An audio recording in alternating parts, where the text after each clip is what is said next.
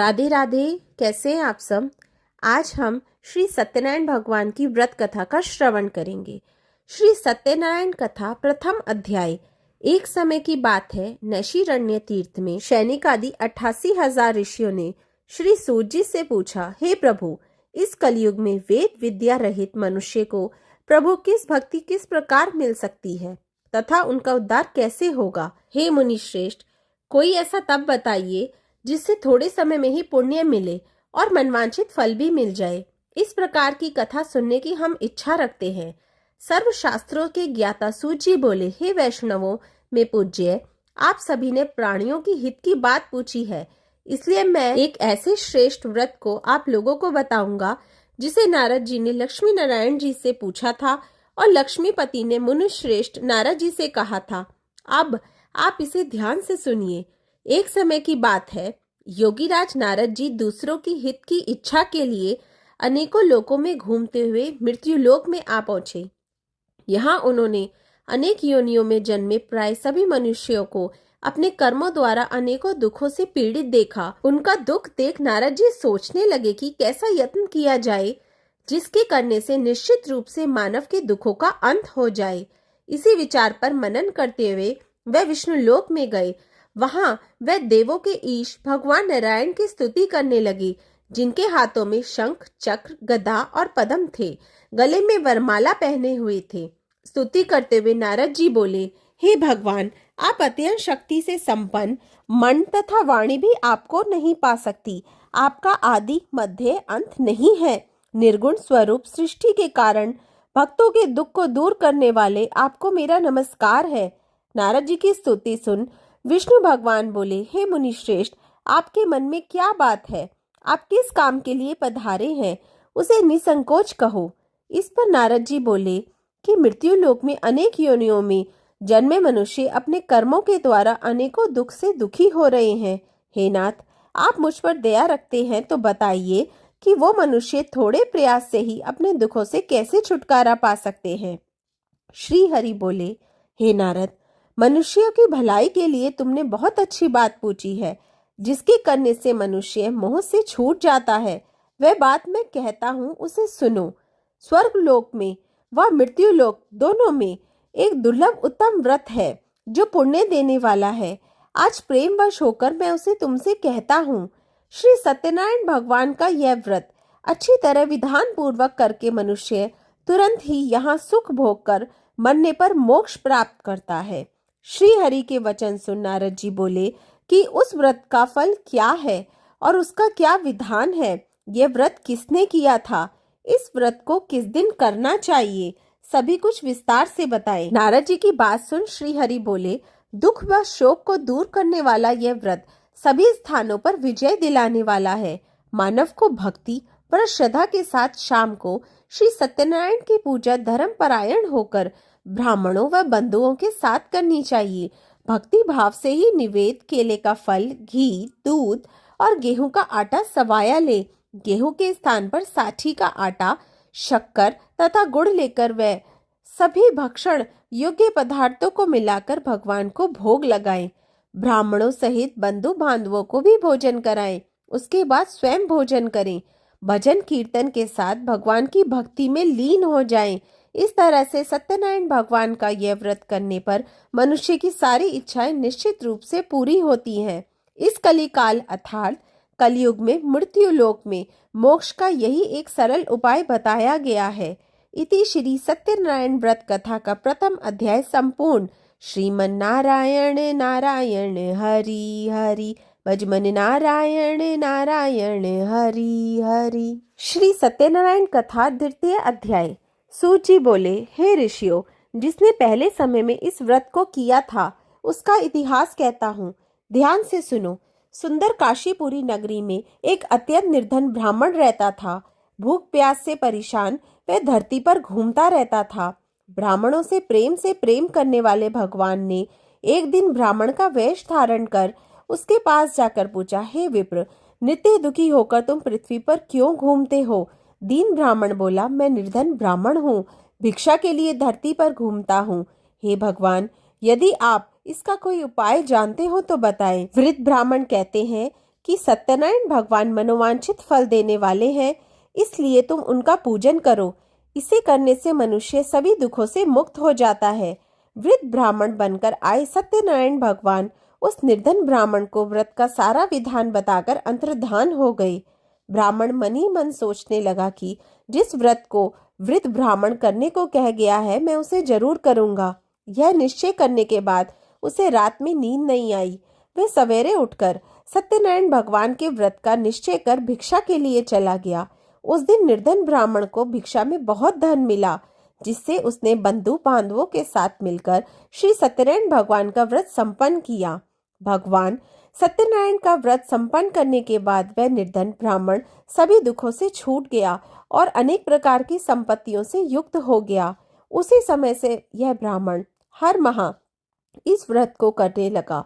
इस तरह से सत्यनारायण भगवान के व्रत को जो मनुष्य करेगा, वह सभी प्रकार के पापों से छूटकर मोक्ष को प्राप्त होगा। जो मनुष्य इस व्रत को करेगा, वह भी सभी दुखों से मुक्त हो जाएगा। सूत जी बोले कि इस तरह से नारद जी से नारायण जी का कहा हुआ श्री सत्यनारायण व्रत को मैंने तुमसे कहा। हे विप्रो, मैं अब और क्या कहूँ।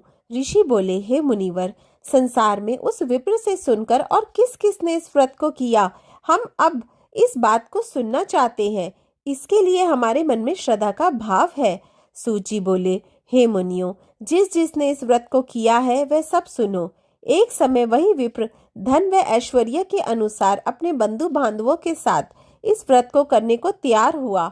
उसी समय एक लकड़ी बेचने वाला बूढ़ा आदमी आया और लकड़ियां बाहर रखकर अंदर ब्राह्मणों के घर में आया। प्यास से दुखी वह लकड़हारा उनको व्रत करते देख विप्र को नमस्कार करके पूछने लगा कि आप ये क्या कर रहे हैं तथा इसे करने से क्या फल मिलेगा, कृपया मुझे भी बताइए। ब्राह्मण ने कहा कि सब मनोकामनाओं को पूरे करने वाला यह सत्यनारायण भगवान का व्रत है। इनकी कृपा से ही मेरे घर में धन धान्य आदि की वृद्धि हुई है। विप्र से सत्यनारायण व्रत के बारे में जानकर लकड़हारा बहुत प्रसन्न हुआ। चरणामृत लेकर वह प्रसाद खाने के बाद वह अपने घर गया। लकड़हारे ने अपने मन में संकल्प किया कि आज लकड़ी की बेचने से जो धन मिलेगा उसे श्री सत्यनारायण भगवान का उत्तम व्रत करूंगा। मन में इस विचार को ले बूढ़ा आदमी सर पर लकड़ियां रख उस नगर में बेचने गया जहाँ धनी लोग ज्यादा रहते थे। उस नगर में उसे अपनी लकड़ियों का दाम पहले से 4 गुना अधिक मिलता है। बूढ़ा प्रसन्नता के साथ दाम लेकर केले, शक्कर, घी, दूध, दही और गेहूं का आटा ले और सत्यनारायण भगवान के व्रत की अन्य सामग्रियां लेकर अपने घर गया। वहां उसने अपने बंधु बांधवों को बुलाकर विधि विधान से सत्यनारायण भगवान का पूजन और व्रत किया। इस व्रत के प्रभाव से वह बूढ़ा लकड़हारा धन पुत्र आदि से युक्त होकर संसार के समस्त सुख भोग अंतकाल में बैकुंठ धाम को चला गया। इति श्री सत्यनारायण व्रत कथा का 2य अध्याय संपूर्ण। श्रीमन्नारायण नारायण हरि हरि, भजमन नारायण नारायण हरि हरि। श्री सत्यनारायण कथा 3य अध्याय। सूत जी बोले, हे श्रेष्ठ मुनियों, अब आगे की कथा कहता हूँ। पहले समय में उल्कामुख नाम का एक बुद्धिमान राजा था। वह सत्य वक्ता और जितेंद्रिय था। प्रतिदिन देव स्थानों पर जाता और निर्धनों को धन देकर उनके कष्ट दूर करता था। उसकी पत्नी कमल के समान मुख वाली तथा सती साध्वी थी। भद्रशिला नदी के तट पर उन दोनों ने श्री सत्यनारायण भगवान का व्रत किया। उसी समय साधु नाम का एक वैश्य आया। उसके पास व्यापार करने के लिए बहुत सा धन भी था। राजा को व्रत करते देखकर वह विनय के साथ पूछने लगा, हे राजन, भक्ति भाव से पूर्ण होकर आप ये क्या कर रहे हैं? मैं सुनने की इच्छा रखता हूँ, तो आप मुझे बताएं।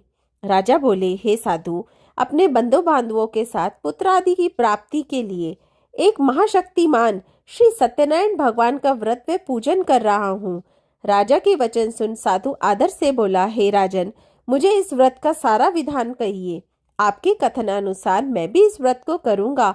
मेरी भी संतान नहीं है और इस व्रत को करने से निश्चित रूप से मुझे संतान की प्राप्ति होगी। राजा से व्रत का सारा विधान सुन व्यापार से निवृत्त हो वह अपने घर गया। साधु वैश्य ने अपनी पत्नी को संतान देने वाली इस व्रत का वर्णन कह सुनाया और कहा कि जब मेरी संतान होगी तब मैं इस व्रत को करूंगा। साधु ने इस तरह के वचन अपनी पत्नी लीलावती से कहे। एक दिन लीलावती पति के साथ आनंदित हो संसारिक धर्म में प्रवृत्त होकर सत्यनारायण भगवान की कृपा से गर्भवती हो गई। 10वें महीने में उसके गर्भ से एक सुंदर कन्या ने जन्म लिया।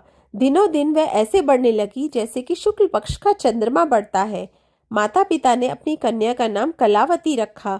एक दिन लीलावती ने मीठे शब्दों में अपने पति को याद दिलाया कि आपने सत्यनारायण भगवान के जिस व्रत को करने का संकल्प किया था उसे करने का समय आ गया है। आप इस व्रत को करिए।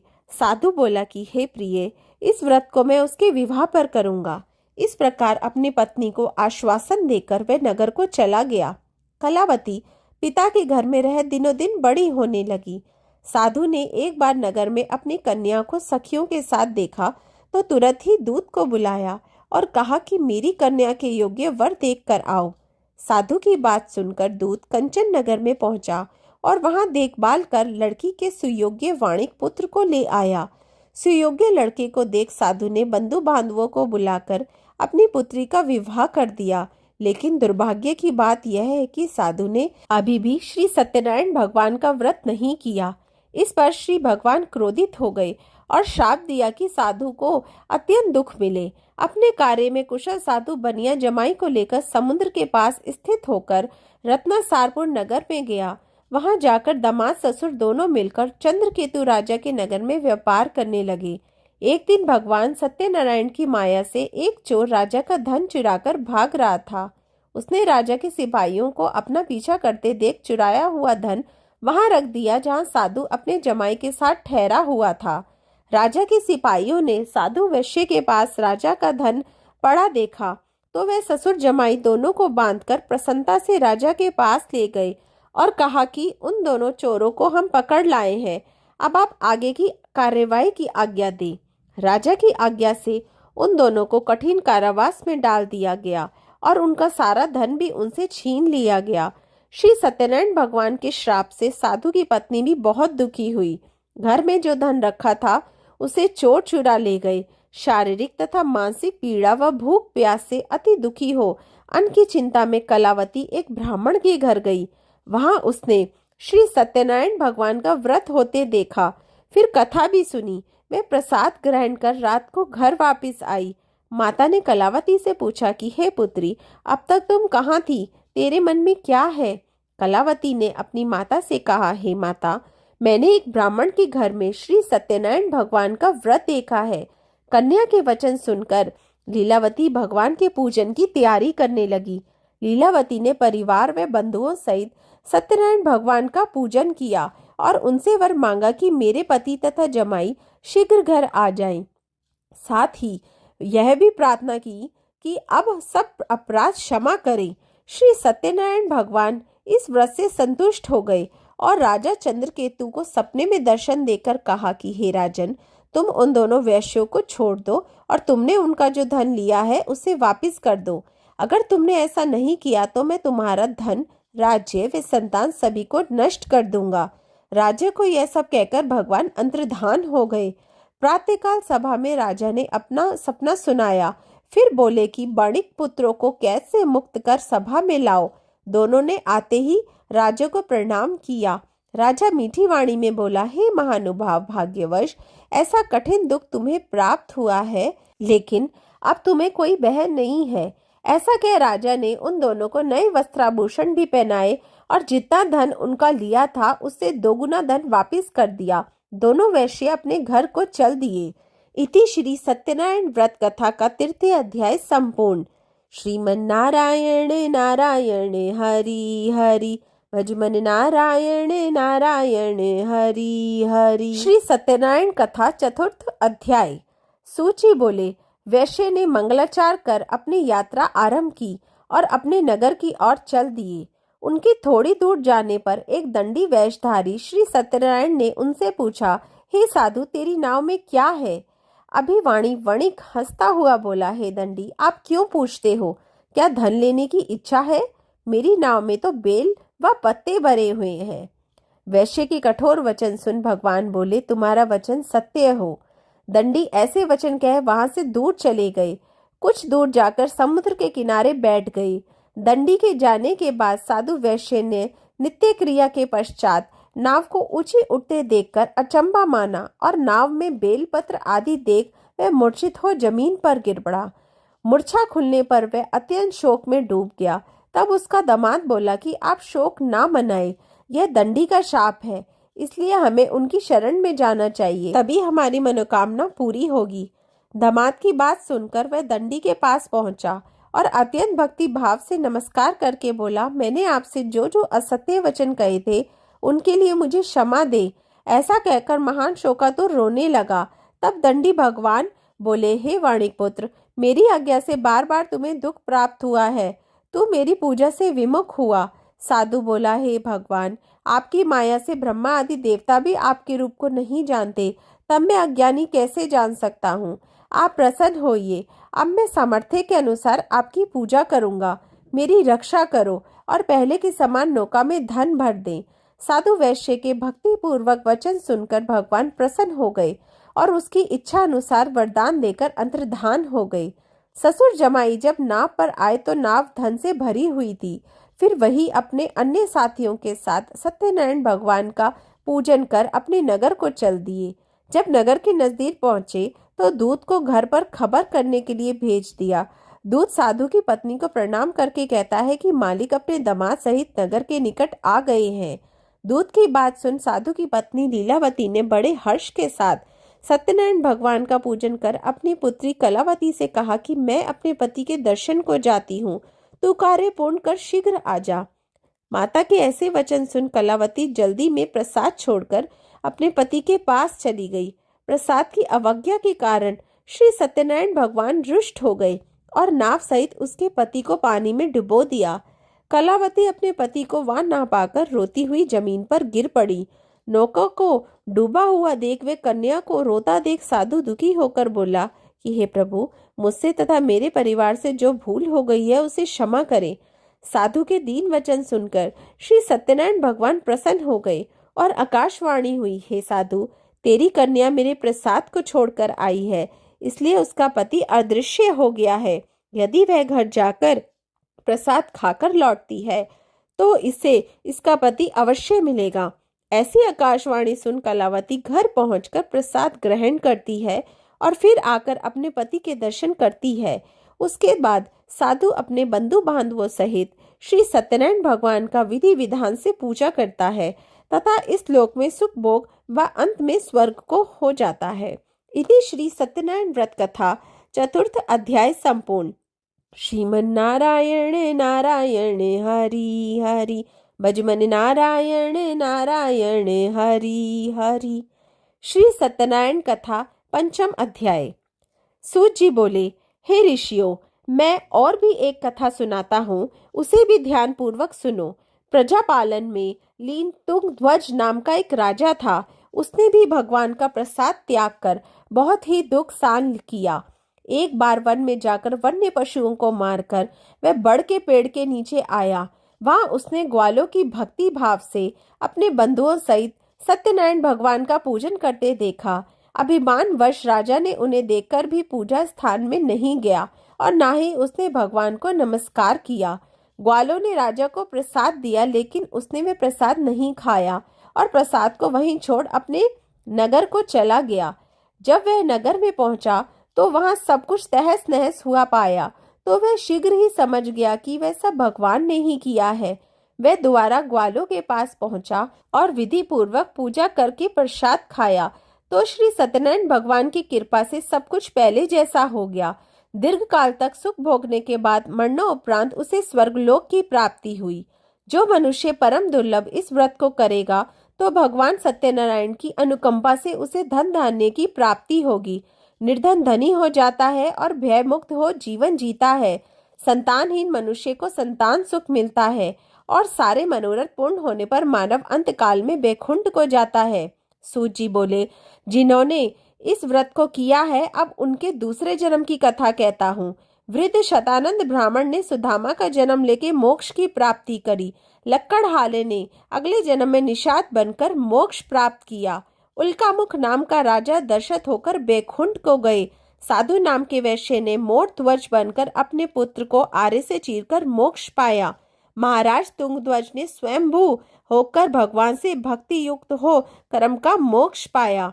इति श्री सत्यनारायण व्रत कथा का 5वां अध्याय संपूर्ण।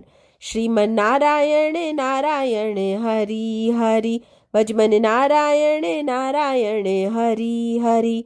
श्री सत्यनारायण व्रत कथा समाप्त हुई। श्री नारायण भगवान की जय। लक्ष्मी मैया की जय। आरती श्री सत्यनारायण जी की। जय लक्ष्मी रमणा स्वामी, जय लक्ष्मी रमणा, सत्यनारायण स्वामी जन पातक हरणा। ओम जय लक्ष्मी रमणा, रत्न जड़ित सिंहासन, अद्भुत छवि राजे, स्वामी अद्भुत छवि राजे। नारद करत निरंजन, घंटा ध्वनि बाजे। ओम जय लक्ष्मी रमणा, प्रगट भये कलि कारण, द्विज को दरस दियो, स्वामी द्विज को दरस दियो। बूढ़ो ब्राह्मण बन कर कंचन महल कियो। ओम जय लक्ष्मी रमणा, दुर्बल भील कठियारो, जिन पर कृपा करी, स्वामी जिन पर कृपा करी। चंद्रचूड़ एक राजा, जिनकी विपत हरी। ओम जय लक्ष्मी रमणा, वैश्य मनोरथ पायो, श्रद्धा तज दीनी, स्वामी श्रद्धा तज दीनी। सो फल भोग्यो प्रभु जी, फिर स्तुति कीनी। ओम जय लक्ष्मी रमणा, भाव भक्ति के कारण, छिन छिन रूप धरो, स्वामी छिन छिन रूप धरो। श्रद्धा धारण कीनी, तिनके काज सरयो। ओम जय लक्ष्मी रमणा, ग्वाल बाल संग राजा, वन में भक्ति करी, स्वामी वन में भक्ति करी। मन वांछित फल दीनो, दीन दयाल हरि। ओम जय लक्ष्मी रमणा, चढ़त प्रसाद सवायो, कदली फल मेवा, स्वामी कदली फल मेवा। धूप दीप तुलसी से राजी सत्य देवा। ओम जय लक्ष्मी रमणा, श्री सत्यनारायण जी की आरती जो कोई जन गावे, स्वामी प्रेम सहित गावे। कहत शिवानंद स्वामी, कहत हरि हर स्वामी, सुख संपत्ति पावे। ओम जय लक्ष्मी रमणा, स्वामी जय लक्ष्मी रमणा। सत्यनारायण स्वामी जन पातक हरणा। ओम जय लक्ष्मी रमणा। श्री सत्यनारायण भगवान की जय। आपको वीडियो अच्छी लगी तो प्लीज़ लाइक ज़रूर कीजिएगा, मेरे चैनल को सब्सक्राइब कीजिए और वीडियो को आगे शेयर भी कीजिए। राधे राधे।